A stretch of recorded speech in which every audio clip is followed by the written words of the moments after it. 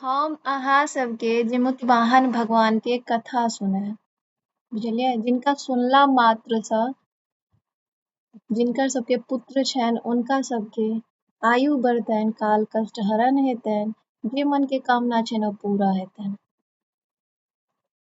तैं हम आइ कथा कहि रहल छी से अहाँ अपना ध्यान से सुनू। एहन भेलै कि एक दिन कैलाश पर्वत पर बैसल पार्वती जी शिव जी सँ पूछलखिन, यौ शंकर जी, संसार में एहन कोन व्रत छै जे केला सँ स्त्री सबके पुत्र जीवित रहै छै और जीवित रहतनि। शंकर जी कहलखिन जे जे कियो स्त्री जितवाहन जी के पूजा आ व्रत करथिन आश्विन के अष्टमी तिथि क और ध्यान सँ कथा सुनथिन उनकर पुत्र पर कहियो आँच नहीं एतनि आ सब मनोकामना पूरा हेतनि। ई व्रत के कथा हम अहाँ के कहै छी। शिव जी कहलखिन गौरी माता सँ कहलखिन कनकावती नामक गाम में मलयकेतु नाम के राजा छलखिन। उनका राज्य में बाहुलूटा नामक मरुभूमि छलै जकरा बीच में नर्मदा नदी बहैत छल। ओही किनार पर एगो विशाल पाकर के गाछ छल। ओही गाछक जड़ि के धोखर में एगो सियार छलखिन और गाछ पर चिल्लो निवास करै छलखिन। चिल्लो और सियारो में बड़ घनिष्ठ मित्रता छलनि कियाकि ओ संग में रहै छलखिन। ओही गाम में सब स्त्री ओही नर्मदा के पाकर गाछ के नीचा आश्विन के अष्टमी तिथि के पूजा करै लेल आबै छलखिन। जिमुतवाहन भगवान के पूजा करै लेल। जहन चिल्लो सियारो सोचलनि कि अपनो सब ई व्रत करब। जहन ओ अष्टमी के दिन तिथि आयल सब स्त्री नर्मदा में नहा धो क पाकर तर में जिमुतवाहन भगवान जी के पूजा केलनि आ हाथ में फूल ल क मन सँ कथा सुनलनि और निर्जला व्रत के संकल्प लेलनि। चिल्लो सियारो देखैत रहैत सब जेना जेना स्त्री सब केलखिन ओना ओना ओहो दुनू केलथि। अपन कथा सुनलथि निर्जला व्रत के संकल्प लेलथि सब अपन केलथि अपन व्रत चालू भेलनि। एहन भेलनि कि ओही दिन गाम में एगो सेठ के पुत्र के देहांत भ गेल। सब लोग सेठ के जते परिजन रहे सब नर्मदा कात में ही ओ सबके अपन दाह संस्कार केलनि और सब अपन घर गेला। ओ जतेक वृतांत भेल सियारो अपन ओहि पाकर के धोखर में बैस क देखैत रहैत सब। हुनका त अपन व्रत छलनि एना नहीं रहितनि त अपन खैतथि ओ सब लेकिन व्रत रहनि त ओहि दिन अपन ओ मन मारलथि। लेकिन राति भेल, राति जेना जेना भेल सियारो के ओ देख क और ज्यादा भूख लागि गेलनि हुनका रहल नहीं जानि। ओ सोचलथि कि ई आब हम की करू, व्रत केने छी खायब त सब देख लेत की करू। त ओ कहलथि कि कनी राति होबऽ दै छियै तकर बाद नहीं हैत जहन कि सब सुति रहतै तहन आराम सँ अपन देखब। ओ अपन जे छै चिल्लो सँ पूछथिन की बहिना जागल छी कि सुतल छी? कहलखिन किया पूछै छी? ओ कहलखिन हाँ हाँ अखन हम जगले छी। फेर पूछलखिन कनिक देर बाद जहन एक पहर बीतल फेर की बहिना जागल छी कि सुतल छी? फेर ओ कहलखिन हम जगले छी अखन नहीं सुतलहुँ हँ। फेर एक दुपहर बीतल एनाहिते त फेर पूछलखिन। जहन ओ 4 बेर 5 बेर पूछलखिन चिल्लो सोचलनि ई किया एतेक बेर हमरा सँ पूछै छथिन। आब हम अनठा दै छियै आखिर कारण की छै। ओ अपन जहन कनी देर भेल फेर ओ सियारो पूछलथि की बहिना सुतल छी कि जागल छी? ओ किछु बजबे नहीं केलथि अनठा देलथि। जहन नहीं हुनका किछु आवाज एलनि त सियारो के भेलनि कि चिल्लो सुति गेलखिन। अपन ओ पाकर के धोखर में से निकललथि नर्मदा में गेलथि अपन मुँह सँ पानि आनि आनि क ओ चिता जते रहै सबटा के मिझेलथि। ओहिमे जे मांस बचल रहे अपन आराम से ओतऽ बैस क खेलथि और जे बचल रहे जे कनी मनी बचलै ओ अपन आबि क धोखर में अपन राखि लेलथि ओ जड़ि में।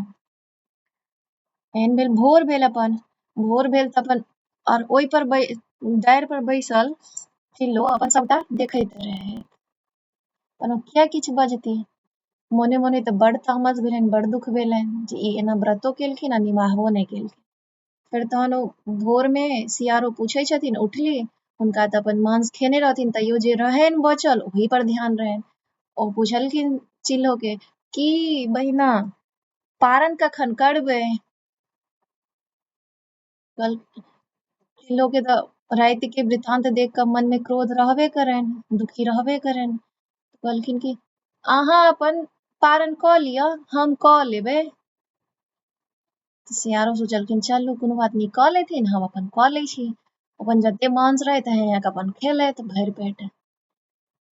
चिल्लो के तऽ अपन मन में दुख छलनि, बेचारी अपन फेर उतरलथि, नर्मदा में स्नान केलथि, फेर ओही तर में जे पाकर के तर में जतेक स्त्री लोग अपन पूजा कऽ के गेल रहथि, खीरा ओकरी के प्रसाद देने रहथिन, नैवेद्य देने रहथिन, ओहे खीरा ओकरी अपन चिल्लो अपन बीच बीच के ओही सब पारण केलथि और अपन ओही गाछ पर रहऽ लगली। एहन भेल दुनू आदमी के, चिल्लो सियारो के दुनू के देहांत भऽ गेलनि। देहांत भेला के पश्चात ओ जे पुनर्जन्म भेलनि ओ एके ब्राह्मण के घर में दुनू बहिन के जुड़वा बहिन के रूप में जन्म भेल। पहिल के जे ओ चिल्लो रहथि ओ पैघ भेलथि, जे सियारिन रहथि से छोट भेलथि। चिल्लो के नाम पड़लनि तिलवती, सियारो के नाम पड़लनि कर्पूरावती। फेर कनि ओ खेलली धुपली, कनि पैघ भेली, विवाह के लायक भेलनि, तहन दुनू के विवाह के बात भेल, विवाह भेलनि दुनू के। जे चिल्लो रहथि सीलवती, उनकर विवाह भेलनि महामातक नामक महाधनवानी पुरुष संग। और जे ओ सियारो रहथि कर्पूरावती, उनकर विवाह भेलनि मलयकेतु नामक राजा के संग। बड़ बढ़िया अपन दुनू गेलथि अपन ससुराल, गर्भवती भेली। जे ई सियारो जे छलखिन कर्पूरावती, ओ जे गर्भवती भेलखिन तो उनको 7 टा पुत्र भेलनि, पर जते गर्भवती भेलखिन पुत्र होइन ओ देहांत भऽ जाइन, बड़ मन में दुख होइन। ई जे रहथिन चिल्लो सीलवती, उनको 7 टा पुत्र भेलनि, लेकिन सब एकदम सुंदर अपन जीवित रहलनि। अब ई जे देखलखिन पैघ भेलखिन, खेलाथिन, सब किछ करथिन, तऽ ई चिल्लो सियारो जे देखथिन चिल्लो के बच्चा के कि देखियो हमरा तऽ एकोटा बच्चा नहीं जीवित रहल, इनकर बच्चा सब कते सुंदर लगै छै। शुरुआत में तऽ बड़ प्रेम रहै, लेकिन धीरे धीरे ईर्ष्या में बदलि गेलै। कहथिन हमरा एकोटा बच्चा नहीं रहल, एकरा 7-7 टा बच्चा जीवित छै। मन में ईर्ष्या होबऽ लगलनि, जलन के भावना उत्पन्न भऽ गेलनि। आब वो चाहथिन जे केना के हिनकर पुत्र के अहित होय। एहन भेल एक दिना की केलथि ओ रानीवास में ओ पेटकान लादि देलथि। राजा एलखिन, खोजलखिन रानी कतऽ छथि, कर्पूरावती कतऽ छथि। फेर हुनकर दासी कहलखिन जे ओ एना एना पेटकान लदने छथिन, से ओ बाहर नहीं निकलै छथिन। राजा गेलखिन, कहलखिन किया पेटकान लदने छी? तो फिर कर्पूरावती के 4 बेर 5 बेर टोकलखिन, तहन उठलथि। कहलखिन हमरा एकटा शर्त अइ, अगर ओ अहाँ पूरा करब तखने हम आइ उठब, नहीं तऽ नहीं उठब। कहलखिन एहन कोन शर्त अइ? अपन शर्त लगबेलखिन, पूरा करबेलखिन। कहलखिन शर्त करब तखने हम उठब, नहीं तऽ नहीं उठब। कहलखिन ठीक छै, अहाँ जे कहब हम करब। राजा कहलखिन। तहन फेर ओ कर्पूरावती अपन उठली। कहलखिन कि एहन कोन डिमांड ये, एहन की चाहै छी अहाँ? कर्पूरावती कहलखिन कि हमर जे बहिन के 7 पुत्र अइ, हमर एकोटा पुत्र जीवित नहीं रहल, हमर बहिन के 7 टा पुत्र जीवित अइ। हमरा देख कऽ आब रहल नहीं जाइए, हमरा उस बहिन के 7 पुत्र के सिर चाहिए। कहलिए बाप रे बाप, एहन बात के अहाँ शर्त केलहुँ हैं, ई केना बजलियै अहाँ? कतबो किछु अहाँ के पुत्र नहीं अइ, बहिन के पुत्र अइ तऽ अहाँ के खुशी हेबाक चाही, अहाँ ओइसँ जलै किया छियै? कहलखिन हम किछु नहीं बुझै छियै, हमरा नहीं पुत्र अइ, ओकरा किया छै? हम ओ 7 के सिर चाहै छियै। आ उम्हर जे छै सीलवती के जे बेटा रहनि 7, बहुत पैघ भेलखिन, बहुत नीक, एकदम 7 घोड़ा पर सवार भऽ कऽ डेली डेली शिकार करथिन, पैघ विवाह भऽ गेल, सब किछ एहन भेलै। ओही दिना अपन 7 बेटा कहलखिन माता हम जाइ छी, सब दिना माता के पैर छूथिन, माता हम जाइ छी आइ शिकार पर। कहलखिन कोनो बात नहीं, जाओ। 7 बेटा 7 घोड़ा पर चढ़लखिन, गेलखिन जंगल में शिकार करऽ ले। इम्हर कर्पूरावती राजा सँ सत करबेलखिन कि जे हुनकर 7 के सिर चाही हमरा। राजा अपन उएह ताक में रहैत अपन राजा जे छथिन से अपन चंडाल के बजेलखिन, कहलखिन देखियौ हुनकर जे शीलावती के जे सातो पुत्र छै ने, ओ गेल छथिन आइ जंगल में शिकार करऽ लए। हुनकर अहाँ सातो के सिर जे छै धड़ से अलग कऽ कऽ ओ सिर हमरा आनि कऽ दऽ दिअ। चंडाल अपन ओ सातो के जंगल में शिकार करऽ जे गेल रहथिन, सातो के अपन सिर काटि देलखिन, सिर काटि कऽ आनि कऽ दऽ देलखिन। राजा अपन कर्पूरावती के सातो सिर अपन सौंपि देलखिन, लिअ अहाँके जे मनोकामना छलै, जे अहाँ हमरा सत करबेने छलहुँ ओ हम पूरा केलहुँ।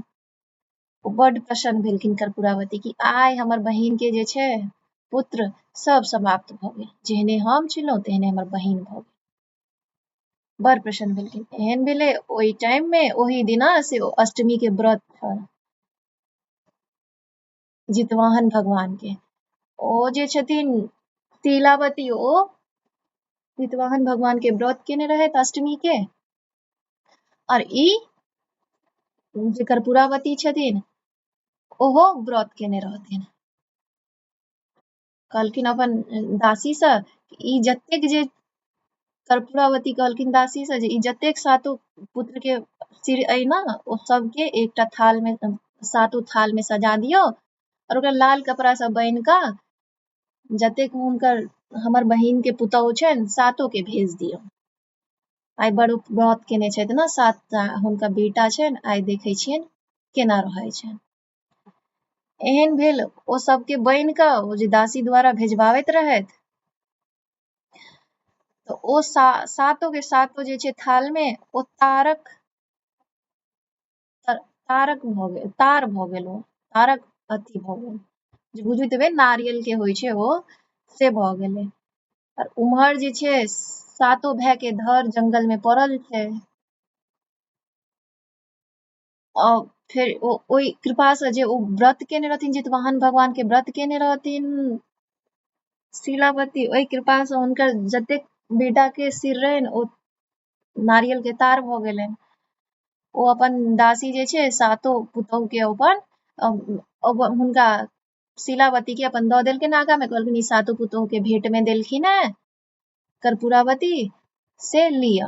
ओ कहलखिन, शीलावती कहलखिन जे सातो पुतौह के बजा कऽ लिअ अहाँ सब आदमी, अहाँके मौसी भेंट देलथि है, सब आदमी लऽ जाउ अपन अपन फल जे भेटल ये से अपन खा ले।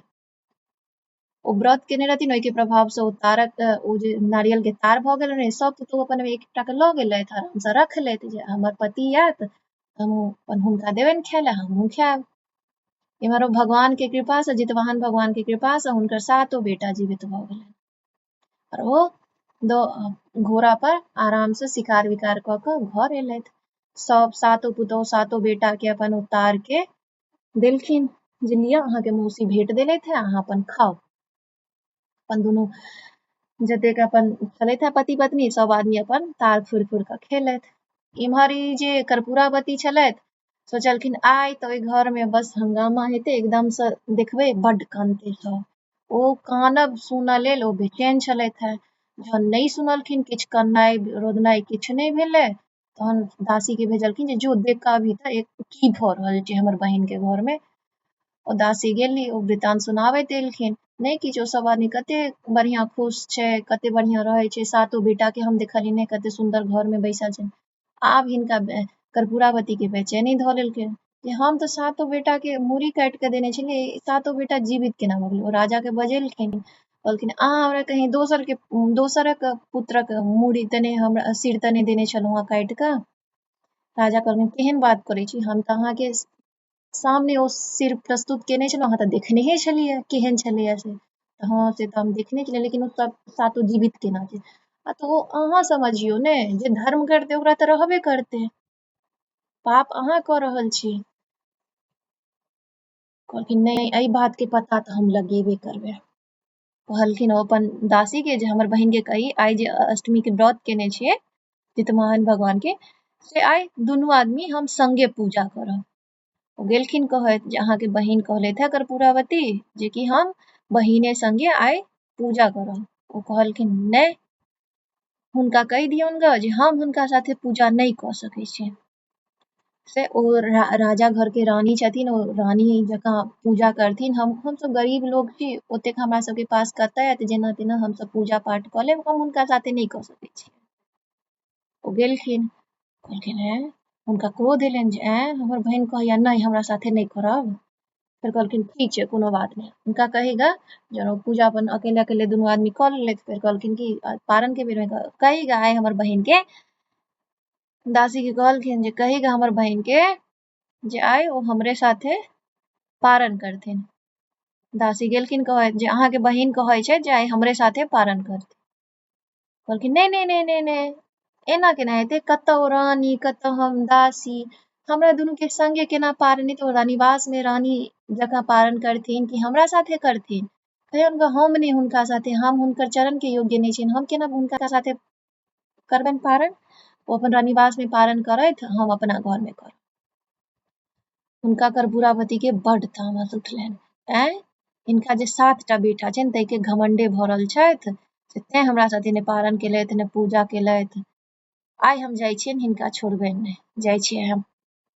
ओ राजा के कहलखिन जे हमरा खरखरिया लाओ, हुनका खरखरिया सजा के देलखिन। ओ गेलखिन अपन बहिन के पास, शीलावती के पास। जहन शीलावती के पास पहुंचलखिन कर्पूरावती, शीलावती देखलखिन रानी आयल छथिन, ताहि पर से हमर बहिन ये। ओ चरण तरन धोलखिन, घर में इज्जत से बजेलखिन। कहलखिन केना कर्पूरावती अहाँ केना एतऽ पधारलहुँ? कहलखिन अहाँके हम बजेलहुँ। कर्पूरावती कहलखिन शीलावती से अहाँके हम बजेलहुँ जे हमरा साथे पूजा करू, अहाँ कहलहुँ नहीं, पारण करू नहीं, तऽ हम अपने चलि एलहुँ, की करू? कहलखिन हम एकर तऽ की कारण छै जे अहाँ हमरा साथे ने पारण करऽ चाहै छी ने पूजा करऽ चाहै छी? आइ हमरा कारण बताउ। कहलखिन हम अहाँके की बताउ, अहाँ तऽ समझते हेबै। हमरा तऽ एतेक पता अइ कि अहाँ हमरा बच्चा सबसँ एतेक जलै छी, एतेक दुष्टता अइ कि अहाँ हमर 7 बच्चा के सिर कटबेने छलहुँ, लेकिन तैयो हमर 7 बच्चा देखियौ भगवान के कृपा से जिंदा अइ। कहलखिन अहाँके केना पता? अतः हमरा किया नहीं, हमरा तऽ पूर्वो जन्म के वृतांत सब याद अइ। कहलखिन अच्छा। कर्पूरावती कहलखिन पूर्व जन्म के की? तऽ देखू अहाँ जतेक ईर्ष्या करै छी ने ओकर कारण अइ किछु। से पहिले ईर्ष्या के कम करू, तहन अहाँ हमरा साथे पूजा करऽ लायक हैब, हमरा साथे पारण करऽ लायक हैब। लेकिन जाबे तक अहाँ सब ओ ईर्ष्या नहीं छोड़ब, ताबे तक हम एक दोसर के साथ पूजा पारण नहीं कर सकै छी। एहन की केने छियै हम?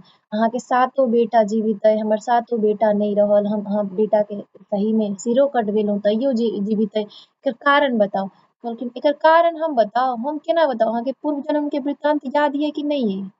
कहलखिन हमरा तऽ किछु नहीं याद अइ। कहलखिन चलू हम एतऽ किछु नहीं बता सकै छी अहाँके, अहाँ चलू नर्मदा किनारे, हम ओतै सबटा बतायब। ओ गेलखिन नर्मदा किनारे में नहेलथि धोलथि, पाकैर के गाछ देखेलखिन, पाकैर गाछ तर में पूजा केलखिन। कहलखिन देखियौ ई पाकैर गाछ देखै छियै, एहिके नीचा में देखियौ या धोखैर देखै छियै, एहिमे अहाँ पूर्व जन्म में सियारिन छलहुँ, एहि धोखैर में रहै छलहुँ, और हम चिल्लो छलहुँ, एहि डारि पर रहै छलहुँ। दुनू आदमी देखै छियै खीरा उखरी सब कते छीटल छै, एतऽ सब स्त्री सब पूजा करै छथिन अष्टमी के दिन। आसिन के जे अष्टमी अबै छै ओहि दिन जितवाहन भगवान के पूजा करै छथिन। अपन सब जे देखलहुँ हुनका सबके करैत, अपनो सब ओ व्रत के संकल्प लेलहुँ। लेकिन संकल्प जे लेलहुँ तऽ हम तऽ पूरा केलहुँ संकल्प, लेकिन अहाँके ओहि दिना जे सेठ के पुत्र के देहांत भऽ गेल रहै, ओ देख कऽ अहाँके रहल नहीं भेल। अहाँ जाकऽ अर्धरात्रि में जाकऽ अहाँ ओ मुँह सँ पानि आनि कऽ नर्मदा सँ, तहन ओ अग्नि बुझेलहुँ, तहन ओहिमे से जते मांस बचल रहै ओ खा लेलहुँ। भोर में ओही सँ पारनो केलहुँ। एही प्रभाव से अहाँके व्रत नहीं रहल, कोनो पुण्य नहीं रहल, तऽ अहाँके एकोटा बच्चा नहीं रहल। और हमरा पुण्य भेल तऽ हमर 7 बच्चा एकदम बढ़िया से अइ। अब कहू हमर एहिमे की गलती अइ? कहलखिन हम केना मानू कि हम ई चीज केने रही? कहलखिन एहिठाम नर्मदा किनारे बैसू, भगवान के सुमरू, आ तकर बाद अहाँ अपन दाँत खोदू। देखियौ अहाँके एक तऽ हम ई प्रमाण पहिले देखबै छी कि देखियौ ओहिमे अखनो अहाँके हड्डी सब बचले अइ धोखैर में। आ दोसर बात अहाँ दाँत खोदियौ, जे जैसा पारण केने हेबै भगवान के कृपा से ओहे निकलत, जितवाहन भगवान अपने प्रमाण दिखा देता। बेचारी ओतऽ बैसली, नहा धो कऽ दाँत खोदली, तिलौ सियारो तिलौ जे दाँत खोदली तो हुनका ओहिमे से खीरा ओकरी निकलने, जे तिलवती रहथिन हुनका खीरा ओकरी निकलने, जेकर बूढ़ावती सियारो रहथिन ओ जे खोदलनि अपन दाँत के तो हुनका में से मांस के टुकड़ा निकललनि। बस ओ जे देखलखिन सियारो कर्पूरावती ओते प्राण त्याग देलखिन, देहांत भऽ गेलनि। फेर और जे सिलो रहे से अपन तिलवती अपन घर एली, राजा के पता चलनि। फेर हुनकर ओ सब दाह संस्कार केलखिन, सब जते जे रहे। ओकर बाद से जे छै से सब अपन अपन पुत्र ले ई जितवाहन भगवान के व्रत करै छथि, जाहिसँ हुनकर पुत्र के आयु बढ़ै छनि, मनोकामना पूर्ण होइ छनि, भगवान सदैव सहाय रहै छै। ई कथा के एते तक समाप्त होइया। ई कथा अहूँ सुनू और जतेक लोग व्रत केने छथि हुनका आगू सुनाउ, हुनका शेयर करियौन, भेजियौन जे अपन सुनथिन और कल्याण करथिन भगवान हुनका। अगर अहाँके ई कथा नीक लागल तऽ अपन आशीर्वाद दियौ और ई चैनल के सब्सक्राइब करू, आगा शेयर करू, सबके ई कथा सुनबियौन। खुद कनी ध्यान लगा कर सुनो सब। नमस्कार।